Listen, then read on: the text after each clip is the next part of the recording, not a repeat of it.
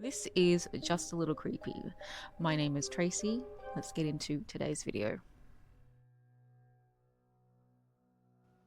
It was September 1891 in Crawfordsville, Indiana, USA, when two men, a Methodist pastor and his friend, looked up at the night sky and froze.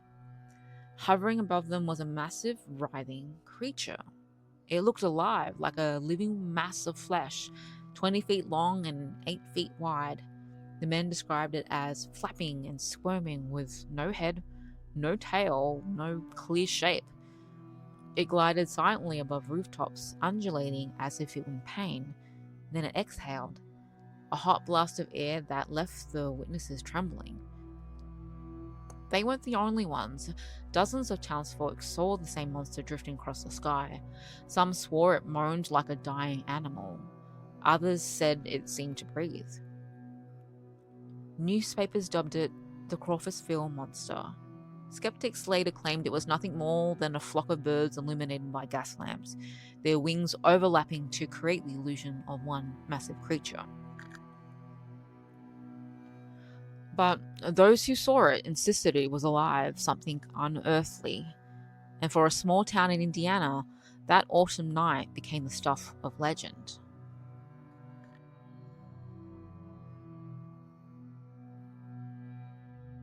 Have you heard of this one? Centuries before the first airplane, monks in Ireland swore they saw ships sailing in the sky.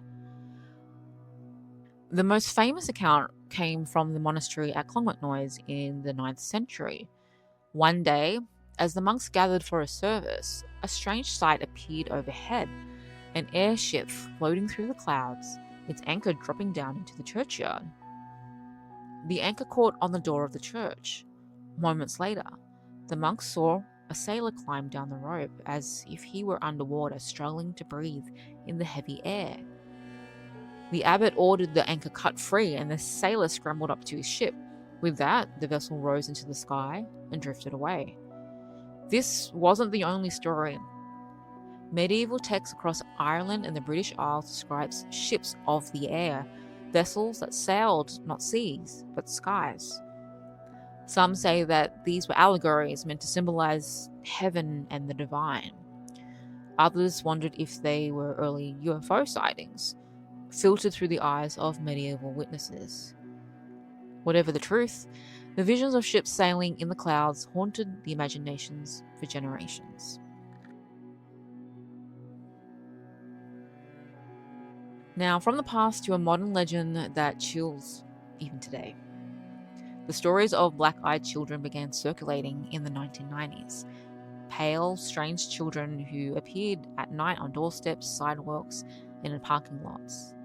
At first glance, they looked ordinary. Hoodies, jeans, maybe 10 or 12 years old. But then, you'd notice their eyes.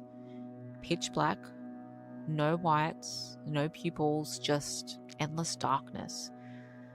Witnesses described the children asking politely, but insistently, to be let inside. "We need to use your phone. Can you give us a ride?" Their words are ordinary, but their presence inspires an overwhelming primal dread. The most famous early account came from a Texas reporter named Brian Bethel in 1996.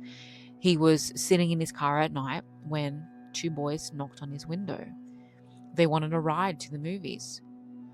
Bethel described feeling a sudden, inexplicable terror as he looked closer.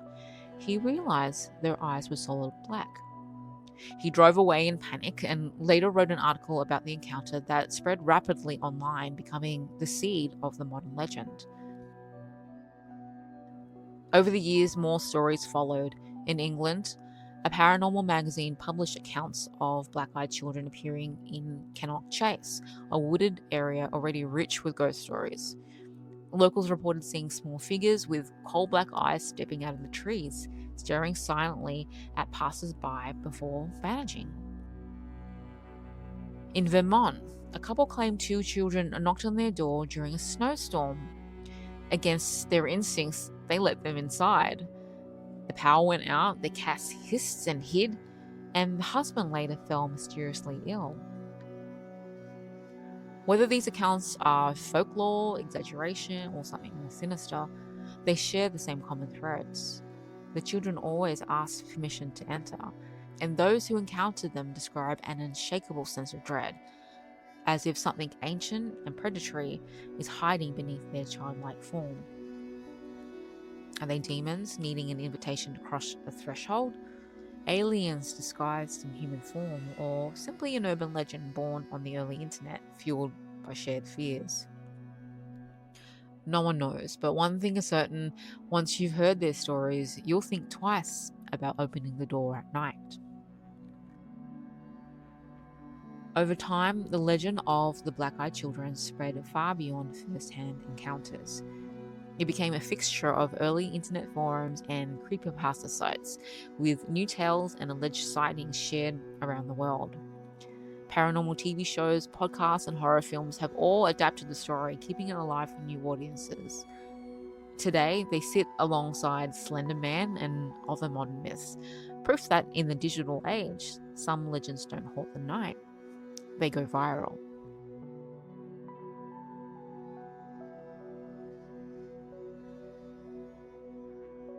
Thanks for joining me for another week on Just a Little Creepy. If you like hearing these tales, why not subscribe to my channel? It'll really encourage me to go out there and find some more creepy tales for you. Until then, I'll see you next week.